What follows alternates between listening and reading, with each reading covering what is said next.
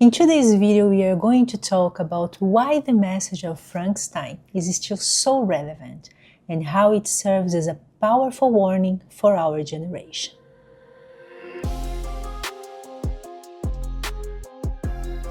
Hello my love, it's Rachel here, and in today's video we are going to talk about Frankenstein, the movie by Guillermo del Toro. It is available now on Netflix. And we are going to talk about, I want to share some reflections about that movie, and I want to share a tarot spread that I created inspired by the movie. Now, if you don't use tarot, you can use this spread as journaling prompts, so feel free to do that if it makes sense for you. Well, I'll be looking down because I have my notes here, my journal, because after watching the movie, I went straight to my journal and I started a journaling session. Because the movie ignited so many ideas inside of my mind that I had to write that down. And as I was here writing it down, I was getting more and more excited with the idea of sharing it with you. So I think that is always fascinating to think how a book from 1818 still speaks to us in such an intense way. And that happens because of our beautiful Mary Shelley, right? Because it's beautiful that she was, 18 when she wrote that book? She's speaking to our human nature. And our human nature doesn't change that much. Even though we like to think that we are very different now from what our ancestors used to be, we are not at all. We are very similar. We feel in a very similar way, and we have very similar human needs. And the fact that we have been denying them as society has been causing so much pain, so much disconnection. So I think it's important to look at this old masterpiece and see how we can see ourselves there. So we can have an idea how our brothers and sisters from 1818, they were not that different from what we are today. I would like to speak specifically about two special points that I think that are very important in the movie. The first one is that the movie speaks about this human nature. So Victor is the scientist. Victory, he wants to conquer something. He wants to conquer death. And as human beings, at some level, we want to do that as well, right? We would love to see the death doesn't exist. We would love to make it go away. And even when it comes to changes, so let's say symbolic death. So sometimes we don't like to change the way we look, we don't like to change where we live, the way people are, because it demands lots of resilience, right? To face and to embrace changing, and specifically death. So as human beings, yes, we would love to conquer death at some level, but only the arrogant ones are going forward and really trying to bring this idea into life. And I'm saying that because, well, watching this movie now, I even thought about reading the book again. Because after the past few years and some studies that I made back then, or during this period of years, this period of time, the movie had another tone, because as we are talking here, there are millionaires, there are billionaires financing labs and scientists to try to actually conquer death. And even more than that, they want to create a different kind of human being, a better kind of human being, a post-human. And chances are, I think the movie taught us that it's not going to end up well, right?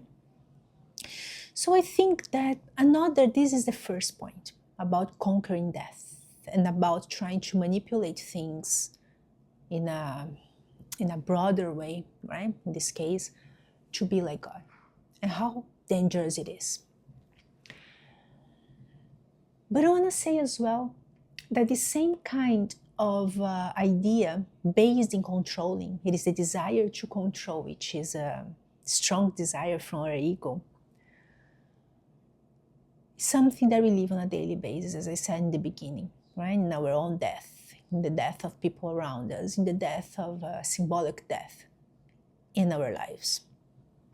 That's one point. The other point is, well, okay, so Victor, sorry guys, I don't think it's a spoiler because I think that by now everybody knows this story, right?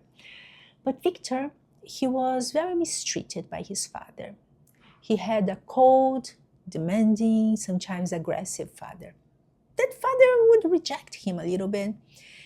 He was traumatized by his mother's death. His mother was like everything, all love, all compassion, all idea of what a human being should be that he would have, right? Not his father, just his mother. And when she passed away, he started, having this desire to conquer death, to be bigger than God. And at some level as well, he told his father, he said, I'm going to be bigger than you. He had this desire to be bigger than his father. And in the end of the day, he created the monster, right? Frankenstein. And he became, if you watch the movie you're going to see, a much worse father than his father. Much more colder, much more aggressive, much more intolerant. He would get really frustrated when the monster was having a hard time learning things, the same way his father did to him, but he's even more aggressive. He's even more aggressive. And that's the second lesson. Something that I've seen over and over again during my practice as a mentor, as somebody that serves others in their personal and spiritual life. The fact is, every time we try to be better than our parents, we don't have good results. Don't get me wrong. I truly believe that we are meant to be better than our parents, meaning that we are actually their masterpiece. They get together and they created a masterpiece, and this masterpiece is you and it's me. But it's different from the selfish desire, arrogant desire of, I reject them, I'm going to be better than them. Because every time people try to do that, in the end of the day, they're going to find out they are exactly like the parents they were rejecting, or even worse. So I believe that everybody, has the right to be different, to make better, and I think that's our mission actually, but from a place of more humility than arrogance. And that's why I decided to come here with some specifically healing the mother wound content for you, because I have some important things, knowledge, wisdom to share about that as well. And that's the second lesson that I found that is so interesting about this movie. The main question that I would like to share here before sharing the tarot spread, we are going to the tarot spread now, is, where in my life am I trying to play God? That's the main question that I wanted to bring here with this spread. Where in my life am I trying to control so much that I'm not allowing the light, the energy, whatever you believe, to act? Because we are not creators, we are co-creators, and you must understand that, right? So let's go to the tarot spread. The tarot spread is card number 1. Where in my life am I trying to play God, exercising total control and leaving no space for the light to act? I use the term light. You can use whatever makes sense for you. The second one is, what is underneath this need to control? Here we are going to understand what fear, what lack is underneath this need. Number 3, what do I need to accept instead of constantly trying to fix it or change it. Number 4, what peace could this acceptance bring into my life? Number 5, how can I become a more conscious co-creator working with the light rather than in its place? And number 6, what gift does the light have for me through this understanding? Number 7, what message or lesson Frankenstein has for me, the rejected creature who longed to love and be loved? And card number 8, what message or lesson Victor has for me, the one who tried to be God for not being able to accept his mother's death? And to finish this video, I thought about bringing one message for all of us about what we can learn with this beautiful movie or our reflections here today. At the end of this video, it is the Folkloric Forest Tarot that I'm using here. And I'm going to ask for a card for us as a community.